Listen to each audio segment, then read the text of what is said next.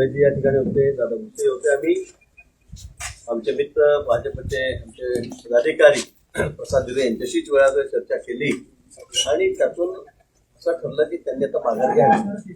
त्याचे एक दोन मुद्दे आहेत पण ते वैयक्तिक नाही. त्यांचं म्हणणं आहे नारपारचा विषय मार्गी लावा की ज्यामुळे शेतकऱ्यांना त्या ठिकाणी पाणी कसं मिळेल. शासकीय अधिकाऱ्यांना सूचना दिलेल्या आहेत. काही शाळकरी मुलांना बोटीतून प्रवास करण्यासाठी परवानगीसाठी त्यांचा अर्ज प्रलंबित आहे. त्याची मागणी त्यांची आणि सर्वात महत्त्वाचं कायदा आणि सुव्यवस्था.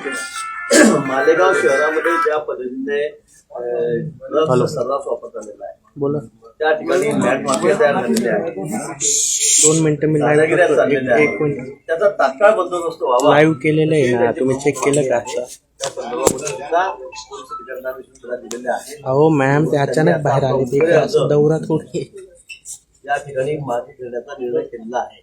चालू केलेली लिंक तुम्ही चेक केली का?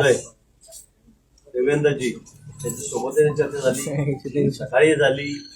शिंदे साहेबांसोबत माननीय उपमुख्यमंत्री त्यांच्यासोबतही त्यांची विस्तृत चर्चा झाली आणि त्यांच्या सूचनेनुसार त्यांनी या ठिकाणी फार्मला अर्ज मागे घेण्याचा निर्णय घेतलेला आहे. आणि त्या म्हणजे मागे घेता येणार नाही पण जाहीर पाठिंबा, कारण आता मागे घेण्याची मुदत संपलेली आहे म्हणून त्यांनी आता जाहीर पाठिंबा आमचे जे उमेदवार आहेत कराडे महायुतीचे, शिवसेनेचे, शिंदे गटाचे त्यांना या ठिकाणी दिलेला आहे.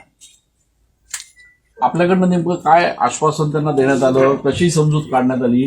2-3 दिवसांपासून ते खरं तर नव्हते आपल्या संपर्कात. त्या सगळ्याच ठिकाणी 17 ठिकाणी निवडणुका आहेत. आपण बघितलं सगळ्याच ठिकाणी जिथे भाजपचे उमेदवार आहेत तिथे काही शिवसेनेचे असतील, राष्ट्रवादीचे उमेदवार उभे होते, काही ठिकाणी त्यांचे उमेदवार आहेत, आमचे उमेदवार त्या ठिकाणी उभे होते, झालेलं होतं. पण सगळ्यांना समजुतीनंतर सर्वांनी आपापले अर्ज मागे घेतलेले आहेत. पक्षश्रेष्ठींशी त्यांचं बोलणं झालेलं आहे. आम्ही स्थानिक स्तरावर मंत्री आहोत, आमच्याशी त्यांचं बोलणं झालेलं आहे आणि मला वाटतं सगळ्या ठिकाणी आता हा प्रश्न सुटलेला आहे. नाशिकचा प्रश्न सुटला की जळगावचे प्रश्न अतिशय सहज सुटणार आहे. म्हणून मला वाटतं की त्यावेळेला 17च्या 17 जागा म्हणजे 6 आमच्या बिनवर झालेल्या आहेत. 11 जागा पुन्हा आम्ही एक हातीच्या ठिकाणी निवडून देऊ. 17च्या 17 100% जागा या माहितीच्या निवडून देऊ. आता बंडखोरांनी माघार घेतली, जळगावला शिंदे गटाचे उमेदवार माघार घेणार का? तेच आपल्याला सांगितलं की जळगावचे प्रश्न संपलेला आहे, तोही लगेच संपेल. इकडे माघार झाली इकडे माघार होईल. गोकुळ पिंगळी गोकुळ गीतेच्या संदर्भात काही निर्णय झाला आहे? आपण बघतात काल गणेश गीते या ठिकाणी राष्ट्रपर्यंत होते, दिवसभर आमच्या सोबत होते. आजही सकाळपासून ते होत्या. आमच्या नगरसेवक वहिनी आहेत गीते वहिनी, त्या सुद्धा या ठिकाणी. गोकुळ गीतेची माझं बोलणं झालेलं आहे, फोनवर बोलणं झालेलं आहे. 4-5 वाजेपर्यंत ते बाहेर गावी 4-5 वाजेपर्यंत या ठिकाणी येत आहेत. त्यांच्याशी बोलून सुद्धा हा निर्णय या ठिकाणी होईल. मला खात्री आहे ते सुद्धा या ठिकाणी आपला उमेदवारी मागे घेऊन त्या ठिकाणी महायुतीला त्याच्याकडे जाहीर पाठिंबा देतील. गेल्या 2-3 दिवसांपासून प्रयत्न सुरू होते. एक माघार तर झाली आहे, पाठिंबा मिळाला आहे. दुसऱ्यासाठी कसा प्रयत्न चालू आहे, किती वेळ लागेल आपण सर्वांना? मला असं वाटतं की याचं उत्तर आधीच जयंत भाऊनी या ठिकाणी दिलेलं आहे. दुसरा जो अर्ज या ठिकाणी दाखल झाला आहे तो देखील पाठिंबा द्यावा, त्यांनी देखील महायुतीचा उमेदवार म्हणून आणण्यासाठी प्रयत्न करावे ही विनंती भाऊनी देखील केली, मी देखील केली, दादा साहेबांनी देखील केलेली आहे. त्यामुळे आम्हाला पूर्ण खात्री आहे की त्याच्यामध्ये देखील यश आम्हाला येईल आणि त्याचं फायनल डिसिजन मुलीज भाऊनी इथं सांगितलं ना, त्यांनी तो डिसिजन परत त्याच्यावर बोलावं असं नाही. आणि त्यांनी देखील हे देखील ठामपणानं सांगितलं की नाशिकमधला हा जिल्हा सुटला की जळगावचा देखील जिल्हा ताबडतोब एका गटात समाधानी नाही. एक जी माघार होती किंवा एक पाठिंबा मिळतो त्याच्यावर समाधानी नाही. अजून दुसरा समाधानी नाही किंवा आहोत त्याच्यापेक्षा प्रशांत बाबूंनी देखील सीएम साहेबांचा, डीसीएम साहेबांचा, गिरीश भाऊंचा, माझा असेल, दादा भुसे साहेबांचा असेल, शब्दाला मान ठेवला. त्याच्यामध्ये असं काही नाही की समाधानी आहे किंवा नाही. बापूंनी देखील उमेदवारी मागे घेतल्यामुळं आम्ही महायुतीचे सगळे मंत्री, आम्ही पदाधिकारी समाधानी आहोतच ना. आणि गोकुळजींचा जो अर्ज राहिलेला आहे त्यासाठी देखील आम्ही प्रयत्न करतोय आणि त्याचं फायनल डिसिजन काय होणार आहे हे देखील सुचवायचं जातं. महाजन साहेबांनी देखील जळगावचं कधी होते प्रश्न हाच आहे की एक झाली आहे. नाही, मला असं वाटतं की जळगावचा विषय देखील संपलेला आहे. त्याच्यामध्ये काल दिवसभरामध्ये मुख्यमंत्री मोदयांबरोबर, उपमुख्यमंत्री मोदयांबरोबर 4 ते 5 वेळा सुद्धा गिरीश भाऊ बोललेले आहेत, मी देखील बोललेलो, दादा दुसरे देखील साहेब बोललेले आहेत. त्याच्यामुळं आता पहिली दुपारची तुम्हाला ब्रेकिंग मिळाली, आता संध्याकाळी थोड्या वेळाला देऊ परत ब्रेकिंग. पण इतके दिवस हे सगळं लागलं, आज समन्वयाचा अभाव आहे महायुतीतला. अजिबात समन्वयाचा अभाव नाही. मी सकाळी देखील त्याचं उत्तर दिलं. प्रत्येकाला लोकशाहीमध्ये आमदार होण्याची इच्छा असते, जिल्हा परिषद सदस्य होण्याची इच्छा असते. शेवटी तो व्यक्ती जर आमची संबंधित नसती तर आम्ही सांगितलं असतं की त्याची काय म्हणजे त्याला समजवायची काही गरज नाही. पण प्रसाद बापू असतील, गणेश गीते असतील, गोकुळ गीते असतील, ते आमची सगळी मंडळी आहेत.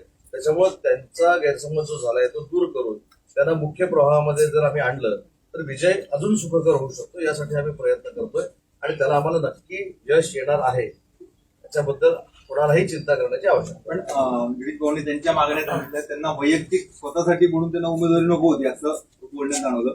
तर ते सरकारवरच कुठेतरी नाराज आहे. आता जे इथे लोकप्रतिनिधी आहेत ते कुठेतरी अपयशी ठरतात असं त्यांच्या मागण्यावर दिसतं. एकतर मालेगावचं ड्रग्ज तिथे आहे, तिथे गृह खातं नाराज आहे, नारपारचा विषय आहे.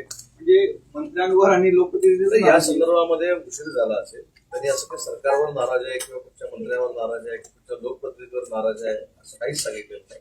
थोडा उशीर झाला असेल तर ती जी कार्यप्रणाली उशीर व्हायची आहे ती लवकरात लवकर करावी हीच प्रसाद बाबूंची इच्छा आहे. म्हणजे नाराज म्हणजे हे कुठेतरी कमी पडतात म्हणून त्यांना उमेदवारी करायची असं.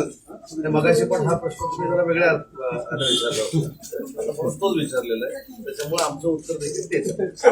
मी भाऊला सांगितलं की नारपार ही लवकरात लवकर पूर्णत्वास द्यावं. त्याचा लेफ्ट बँक कॅनॉलचं दुपटीकरण आहे.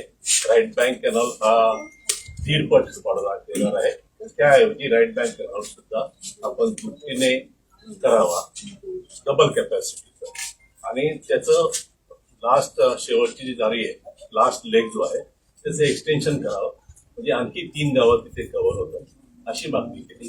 आणि याच्यासाठी अलोकेटेड फंड्स हे नेहमीच्या बजेटमध्ये आपण ठेवावे.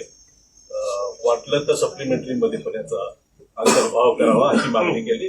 आणि मी वैयक्तिक माझ्या शहरासाठी म्हणून मागितलं की माझं शहर दिवसेंदिवस जास्त बकार होत चाललंय, कायदा सुव्यवस्था बिघडत चालली आहे.